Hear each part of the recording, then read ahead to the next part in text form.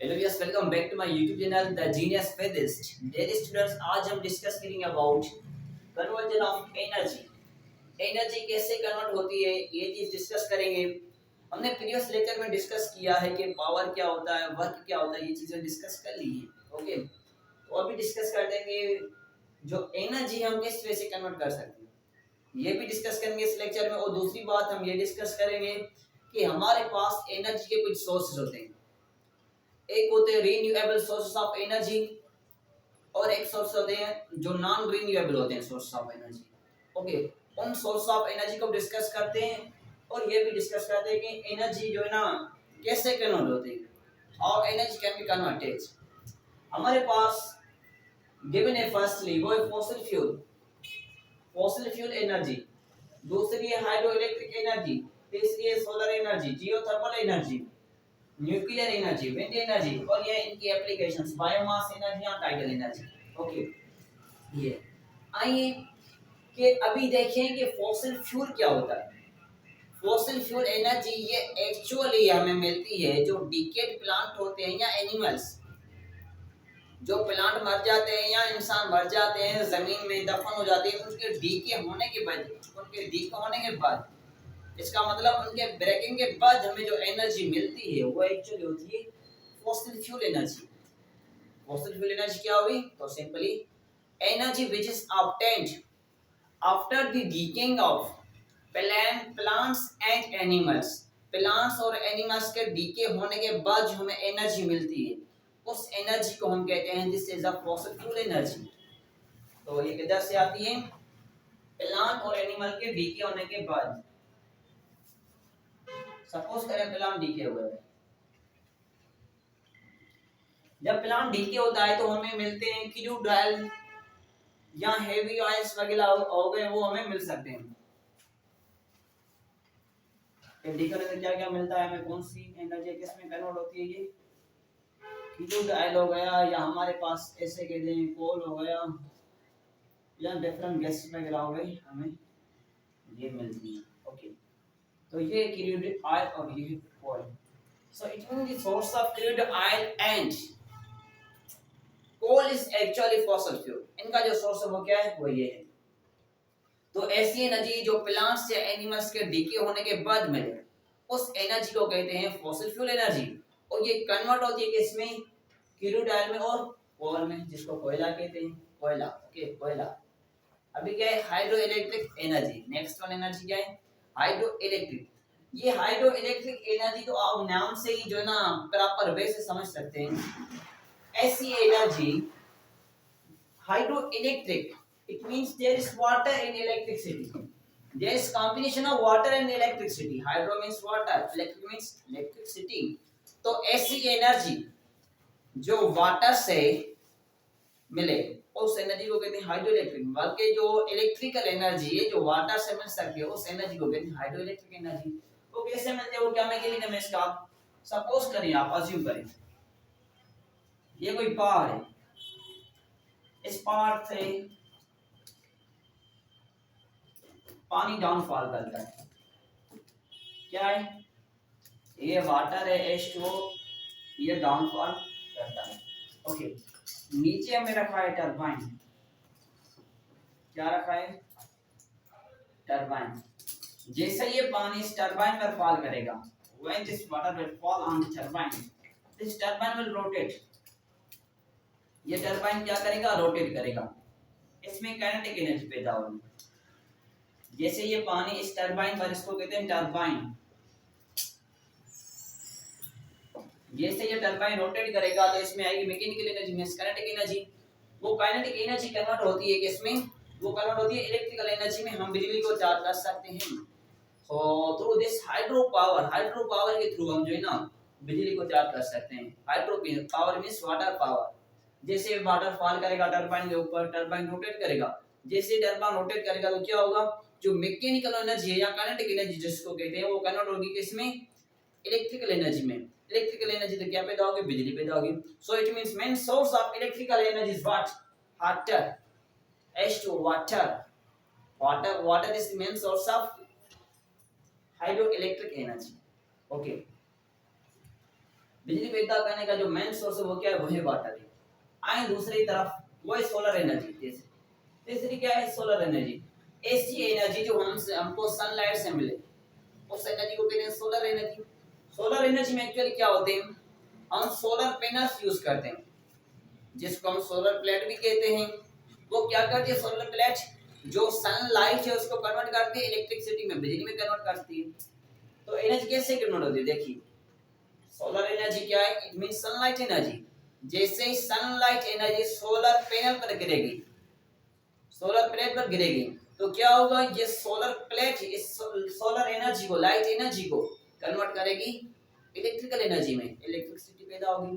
तो it means through this solar energy we can also produce electricity, we can also produce electricity. तो solar energy से क्या होता है, सोलर पैनल कहते हैं या सोलर सेल्स कहते हैं, जो भी आप कहते हैं, ये मटेरियल्स हैं सोलर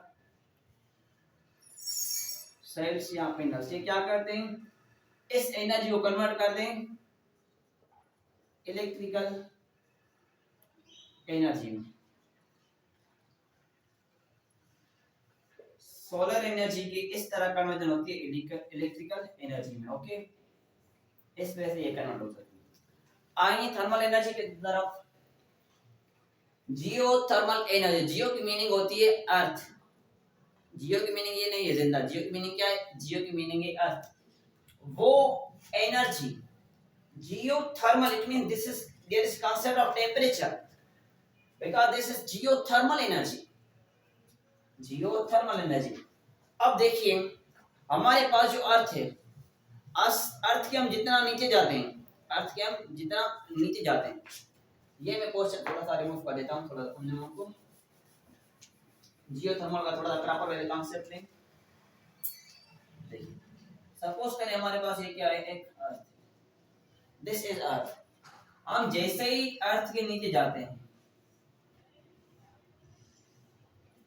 जैसे ही हम अर्थ के नीचे जाते हैं, तो हमारे पास जो टेम्परेचर होता है डाउनवर्ड जो टेम्परेचर होता है, वो टेम्परेचर इंक्रीज होता है। जमीन के अंदर क्या होता है, टेम्परेचर इंक्रीज होता है। ओके, टेम्परेचर इंक्रीज होता है, और जमीन के अंदर एक ऐसा सेक्शन है, एक ऐसा पार्ट है डाउनवर्ड जो हाईली हॉट है। हम उस स्टेट को कहते हैं दिस इज कॉल्ड मैग्मा। वो एक सेक्शन, एक पार्ट है जमीन के अंदर जो तमाम ज्यादा गर्म है, उसको कहते हैं मैग्मा। क्या कहते हैं उसको, उस हिस्से को कहते हैं, उस पार्ट को मैग्मा। जैसे ही पानी, जैसे ही water, denser liquid, I am dealing with denser liquid, जैसे डेंसर लिक्विड इसके करीब आता है मैग्मा के, मैग्मा का तमाम हायर टेम्परेचर होता है, मैग्मा का तमाम हायर टेम्परेचर होता है। जैसे ही लिक्विड इसके करीब आता है तो ये वेपर्स में कन्वर्ट होता है। जैसे ही वेपर्स में कन्वर्ट होगा, इट मींस स्टीम में कन्वर्ट होगा, तो क्या होगी, हम इलेक्ट्रिसिटी को पैदा कर सकते हैं इसमें से। ओके, तो एक्चुअली जियोथर्मल एनर्जी की वजह से हम इलेक्ट्रिकल एनर्जी भी पैदा कर सकते हैं। सिंपली कॉन्सेप्ट क्या है कि जमीन के अंदर टेम्परेचर तमाम हाई होता है, और जमीन के अंदर एक ऐसा सेक्शन है कि ऐसा पार्ट है जो तमाम हाईली टेम्परेचर है, उसका जो टेम्परेचर तमाम हाई है। ओके, उस हिस्से को कहते हैं मैग्मा। जैसे डेंसर लिक्विड वाटर इस मैग्मा के करीब आता है, तो वो क्या होता है, ये वाटर कन्वर्ट होता है स्टीम में।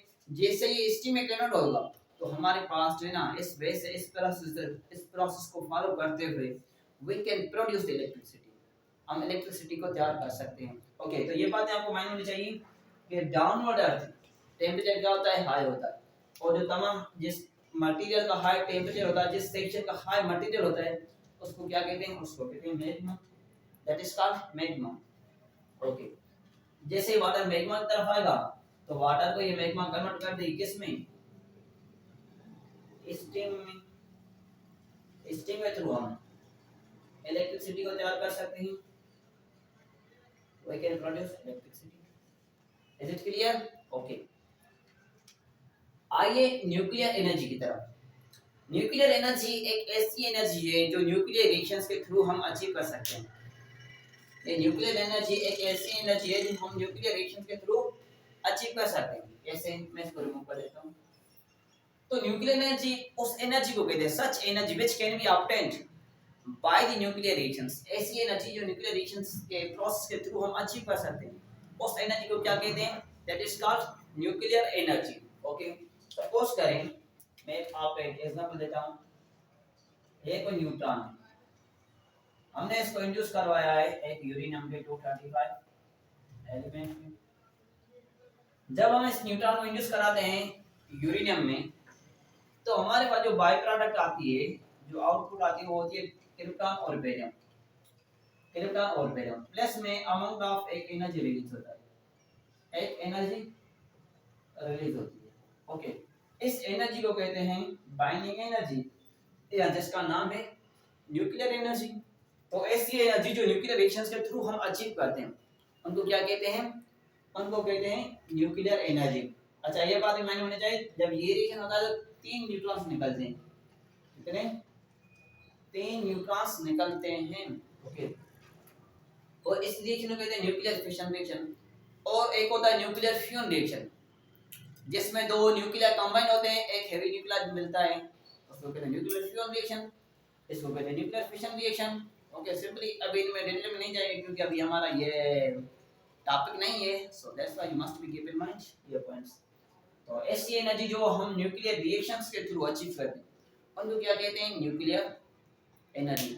या न्यूक्लियर जो फ्यूजन रिएक्शन होता है या फिशन होता है, जिसमें हम हाइड्रोजन बम को या एटॉमिक बम को प्रिपेयर करते हैं, तैयार करते हैं, तो उनमें हम कौन सी एनर्जी यूज करते हैं? न्यूक्लियर एनर्जी यूज करते हैं।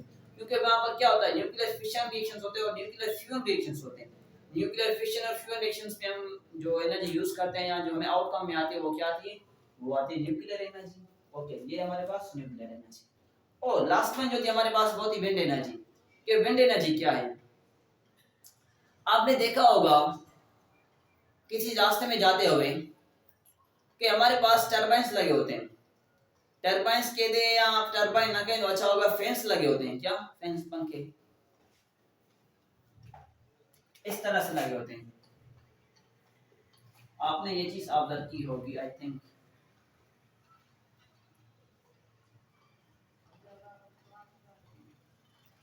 एक प्लांट लगा हुआ है, ठीक है, बहुत ज्यादा जगह पर, ठीक है, इस तरह से। ये सेक्शन में रिमूव कर देता हूं, ठीक है, इसको रिमूव कर देता हूं। एक ये है हमारे पास, दूसरा ये है,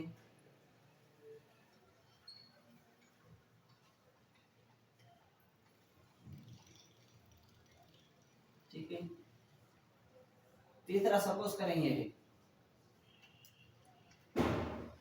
ये सेक्शंस अवेलेबल हैं।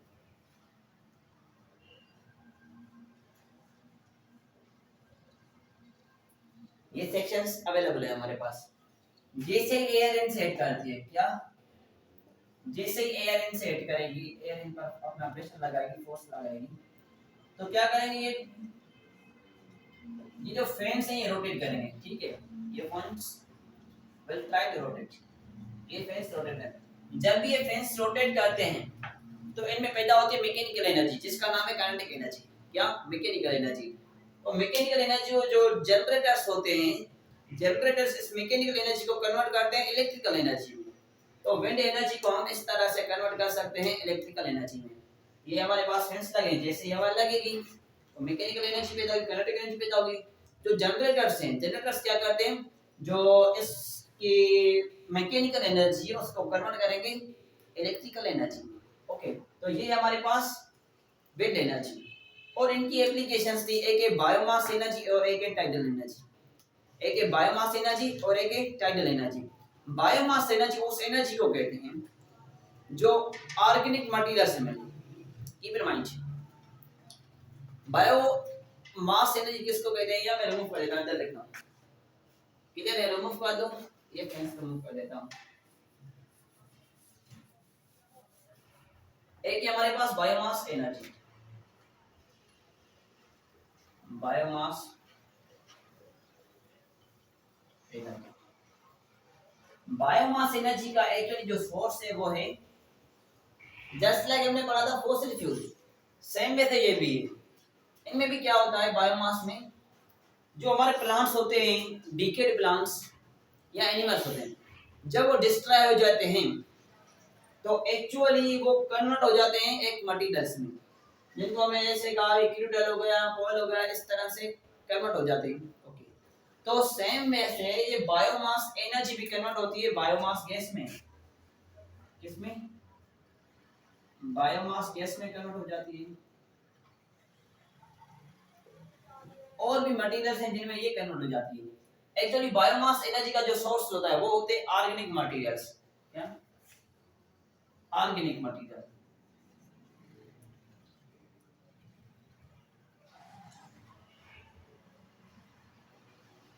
जिस तरह से एनिमल्स के गोबर्स वगैरह होते हैं ना, उनको जब हम बर्न करते हैं तो वो कन्वर्ट हो जाता है हीट में।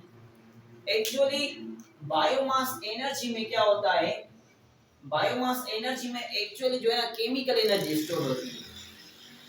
जब हम बायोमास मटेरियल को, जैसे गोबर होता है, उसको आग में जलाते हैं तो उनमें से क्या होती है, बायोमास एनर्जी निकलती है, बायोमास एनर्जी। और दूसरी पॉइंट ये कि ये जो एनर्जी होती है ये हमारे लिए ऐसा कह लेंगे डेंजरस हो सकती है। ठीक है, वो क्या हो सकती है, डेंजरस, क्योंकि इस एनर्जी की वजह से हम जो है ना मॉस्किटो वगैरह, मच्छर वगैरह, उनको भी मार सकते हैं। ओके, तो ये हमारे पास बायोमास एनर्जी जिनके सोर्स होते हैं ऑर्गेनिक मटेरियल, जैसे मैंने आपको गोबर का एग्जांपल दे दिया है। Okay, clear. और दूसरा जो लास्ट में था वो था टाइडल एनर्जी। टाइडल एनर्जी क्या है, एक्चुअली सन, मून और अर्थ है, इनके दरमियान में क्या है, ग्रेविटेशनल फोर्स है। जैसे ग्रेविटेशनल फोर्स बढ़ता जाता है डे बाय डे, जैसे फोर्स बढ़ेगा डेली बेस पर, जस्ट एग्जांपल ले लें, जैसे ये डेली बेस पर फोर्स बढ़ता जाएगा तो हमारे पास जो ओशन में पानी है, समंदर में जो पानी होता है, उनका जो मोशन है वो मोशन बढ़ेगा। जैसे वो मोशन बढ़ेगा, जैसे वो पानी को ज्यादा पुश आएगी तो वो ज्यादा टरबाइन में फॉल करेगा, जैसे वो टरबाइन में ज्यादा फॉल करेगा टरबाइन ज्यादा रोटेट करेगा, जितना वो ज्यादा रोटेट करेगा उतनी हमें ज्यादा इलेक्ट्रिकल एनर्जी मिलेगी, ज्यादा मैकेनिकल एनर्जी पैदा होगी, ज्यादा मैकेनिकल एनर्जी कन्वर्ट होगी इलेक्ट्रिकल एनर्जी में। तो इस वजह से हम टाइडल एनर्जी के थ्रू भी जो है ना अचीव कर सकते हैं इलेक्ट्रिकल एनर्जी को। जैसे पहाड़ों में पानी नीचे आता है ग्रेविटेशनल पुल की वजह से, फोर्स की वजह से, टरबाइन बल फॉल करेगा, टरबाइन रोटेट करेगा, टरबाइन रोटेट करने की वजह से मैकेनिकल एनर्जी पैदा होगी, मैकेनिकल एनर्जी को हम कन्वर्ट करेंगे किसमें, इलेक्ट्रिकल एनर्जी में। ठीक है, I think this will be enough for the conversion of energy. ये कन्वर्जन ऑफ एनर्जी के हवाले से अभी हम डिस्कस करते हैं कि हमारे पास जो सोर्स होते हैं, एक होता है रीन्यूएबल सोर्स ऑफ एनर्जी और एक होता है non renewable source of energy. Okay, ये नोट कर लो, कर देता हूं। एक हमारे पास रीन्यूएबल सोर्स ऑफ एनर्जी और दूसरा है non renewable source of energy. Sir ये क्या है,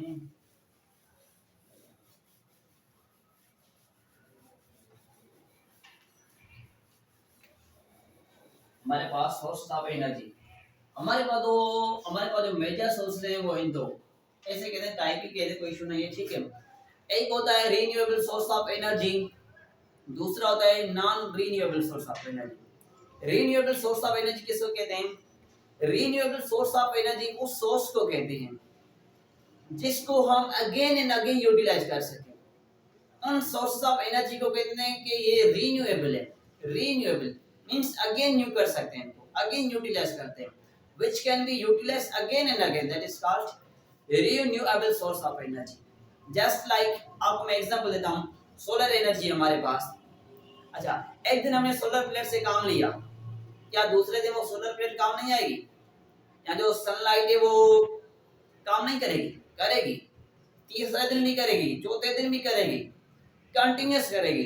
तो इट मींस हम इन सोर्सेस को अगेन एंड अगेन यूटिलाइज कर सकते हैं, अगेन एंड अगेन इनको यूटिलाइज कर सकते हैं।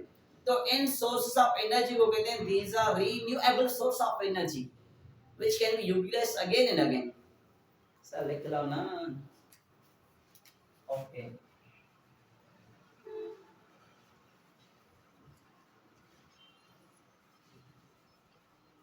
Renewable source of energy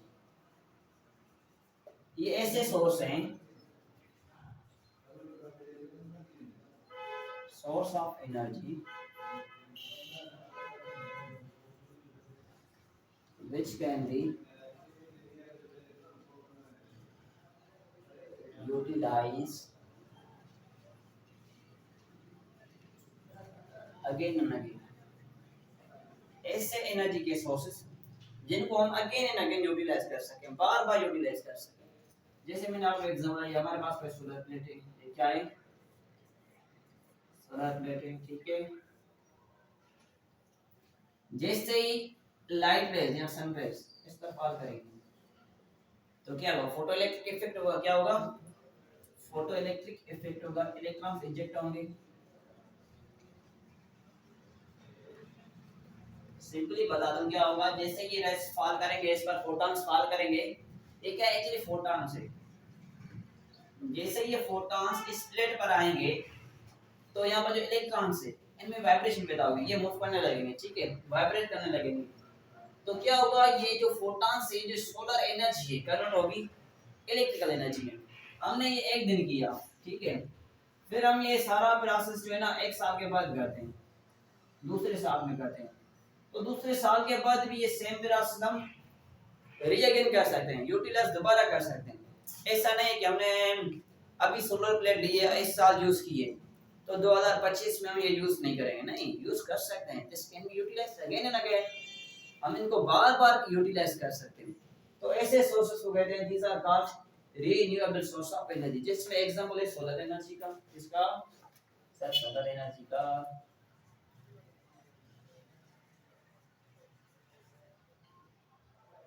okay, और हमारे पास दूसरा होता है, ये हो गया फर्स्ट, ये हो गया सेकंड। दूसरा है non renewable source of energy, non renewable source of energy.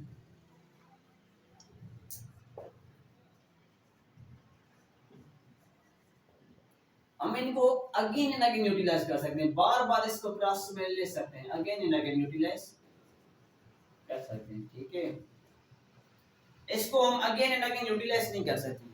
तो non renewable source of energy किसे कहते हैं, such source of energy which can not be utilized again and again. ऐसा एनर्जी का सोर्स जो अगेन एंड अगेन दोबारा दोबारा utilise न कर सकें, ऐसे सोर्स ऑफ एनर्जी को कहते हैं non renewable source of energy. Just like अगर आप पेट्रोल लेते हैं, पेट्रोल गाड़ी में डालते हैं, आपने गाड़ी में डाल दिया पेट्रोल, पेट्रोल लिया, पेट्रोल को आपने क्या किया, गाड़ी में डाल दिया, ओके, गाड़ी चला, गाड़ी आपने चला ली, आपने 2 किलोमीटर डिस्टेंस कवर कर लिया, आपका जो पेट्रोल है वो खत्म हो गया। क्या अभी आप इस सेम पेट्रोल को जो कार्बन डाइऑक्साइड गैस में कन्वर्ट हुआ है, इसको कार्बन डाइऑक्साइड गैस से आप दोबारा क्या पेट्रोल में ला सकते हैं, सही, ये तो नहीं हो सकेगा। तो ऐसे सोर्सेस को कहते हैं non renewable source of energy. इनको क्या कहते हैं, non renewable source of energy. हमारे पास पेट्रोल का है, non renewable source of energy. अगर ऐसा होता तो हम 1 लीटर ले लेते या 5 लीटर ले लेते, तो सारी जिंदगी उस चीज से काम चलाते। क्योंकि अगर यूटिलाइज अगेन एंड अगेन होता तो फिर क्या तकलीफ है, डेली बेसिस पर हम अपने पैसे खर्च करें।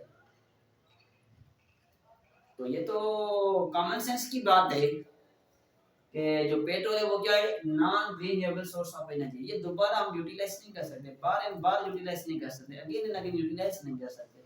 ओके, तो हमारे पास जो पेट्रोल है वो क्या है, उसी को कहते हैं non renewable source of energy. अच्छा, ये पेट्रोल की टेस्ट में याद कर लेना, PETROL, ठीक है। अगर PA होगा इस जगह पर, P की जगह पर, तो ये होगा पेट्रोल। पेट्रोल मींस वाक करना, जैसे मोटरवे वाले वाक करते हैं। इस पेट्रोल का मतलब क्या है, तेल, ऑर्गेनिक मटेरियल। अगर PATROL होगा तो वही वाक करना, घूमना, ठीक है। तो ये हमारे पास source of energy, renewable source of energy, non renewable source of energy. अच्छा, और हमारे पास अभी जो टॉपिक्स हैं, एक रिमेनिंग है कि पोटेंशियल एनर्जी क्या है, और दूसरी है एफिशिएंसी क्या, what is efficiency and what is potential energy. Okay, ये नोट कर लें, उसको हम नेक्स्ट वीडियो लेक्चर में डिस्कस कर लेंगे। ओके, नोट कर लें। Thank you.